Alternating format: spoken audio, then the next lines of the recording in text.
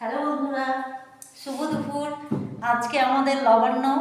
লবণ্য মানে লবণ, গ্রামের ভাষায় হচ্ছে লবণ, শহরের ভাষায় হচ্ছে লবণ্য।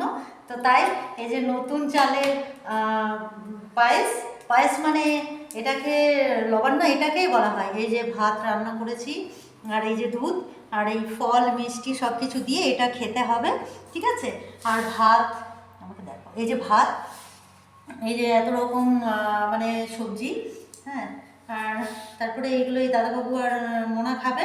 আজকে তো কেউ খেতে আসবে না, যেহেতু সবার বাড়িতে রান্না হয়েছে। আর আমার বাড়িতে এই যে রান্না হয়েছে, কেমন হয়েছে একটু কমেন্ট করবে, লাইক শেয়ার করতে ভুলবে না। এই সবজি হয়েছে, চাটনি, মাছ, ফুলকপির তরকারি, বেগুন ভাজা, আলুর টিকিয়া, এটা পোস্ত মানে চচ্চড়ি, শাক ভাজা, বাঁধাকপি, মূলো ভাজা, আর নতুন চালের ভাত, ঠিক আছে? আর